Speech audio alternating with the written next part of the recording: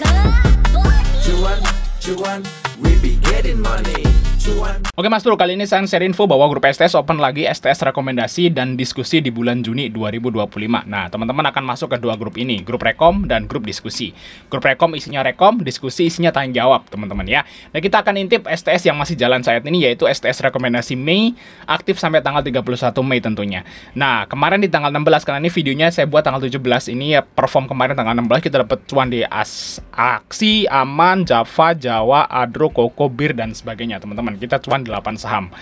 Dan di menu STS ini ada dua menu, yaitu menu swing seperti ini dan menu base JP seperti ini. Ya, ini base JP yang tadi tabel tuh swing. Nah, kita intip swingnya teman-teman. Nah, swingnya seperti ini bentukannya teman-teman.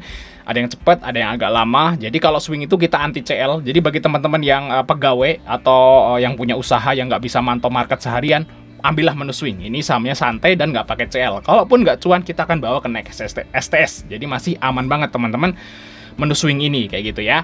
Dan di STS ini juga akan dapat bonus juga, yaitu perkiraan saham dividen di bursa ini masih aktif sampai di akhir September guys, sampai September, luar biasa. Jadi datanya teman-teman bisa didapatkan di sini, yaitu misalnya ada saham ini ya, misalnya saham Zona, saham Kobek ini masih akan bagi dividen yang lumayan teman-teman ya di bulan Juni dan seterusnya. Cat saya aja kalau teman-teman pengen gabung segera, karena kita close di tanggal 31 Mei. Oke, kita lanjut ke videonya. Part 2 ada saham dari Inco. Oh, Inco guys.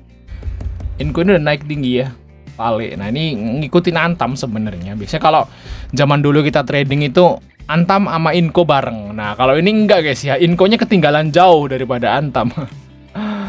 Nah, di sini Inco nih. Kemungkinan Inco itu kan diakuisisi ya oleh pemerintah lewat apa tuh kemarin namanya tuh ya. Jadi Vale Indonesia itu wajib menjual sahamnya ke BUMN, ke pemerintah gitu ya, untuk memperpanjang kontraknya gitu. Jadi sekarang ini Vale ini dikuasai oleh, ya bukan dikuasai sih, mayoritasnya itu BUMN kayak gitu untuk si Vale. Makanya setelah jadi BUMN dia turun terus guys. Luar biasa ya. Setelah jadi BUMN turun terus, bayangin aja. BUMN segitu bobroknya apa. Samar dikorup mungkin ya, para investor pada keluar dari saham Inco, samar dikorupsi. Nah, lihat sini untuk Inco guys. Nah, kita lihat ya di sini Inco nih, nikel ya. Nah, dari sini teman-teman dari sell holdernya nih. Nah, nih guys ya.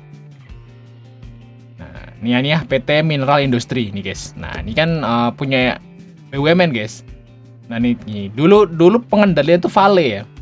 Vale Kanada ini dulu mayoritas gitu. Sekarang mayoritasnya PT Mineral Industri. Nah, ini sekarang berarti si Inco-nya Inco itu udah jadi BUMN kayak gitu guys. Di sini untuk Inco.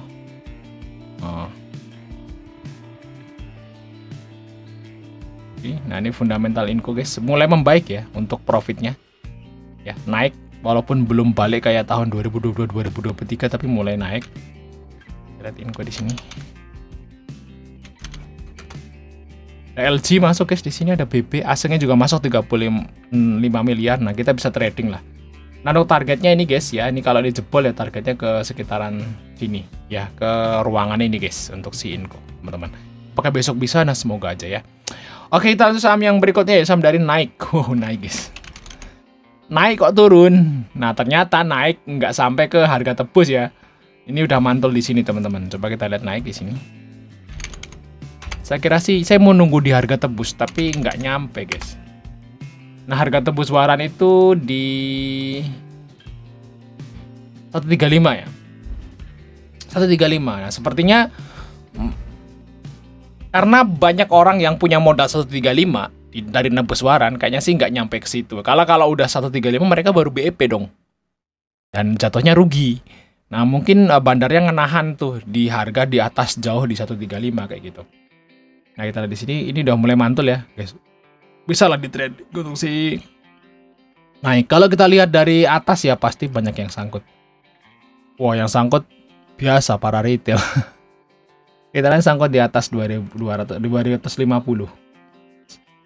Nah, bagi teman-teman mau trading nih si saham naik, harusnya sih udah menarik ya untuk saham naik ya, bisa diambil di 200, mungkin TP-nya di 206 sampai 210 lah. Semoga bisa lah untuk si naik.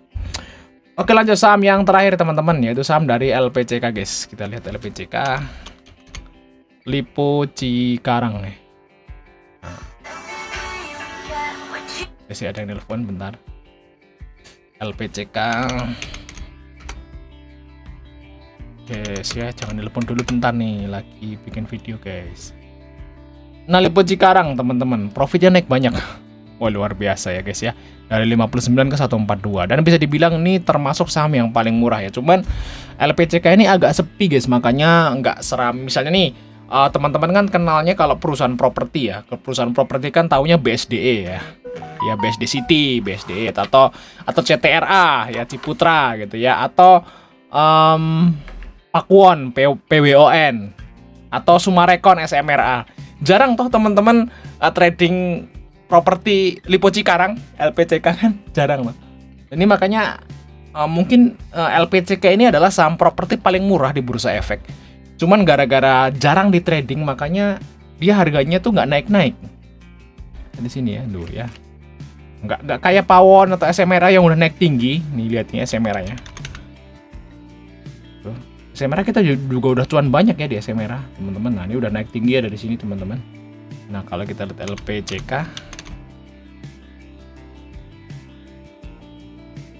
kan belum naik tinggi gitu. Nah, memang LPCK nih ya, trading kecil-kecil aja bisa ambil di 530, TP-nya mungkin di sekitaran 550 lah untuk si LPCK. Oke, sampai ketemu di video berikutnya teman-teman.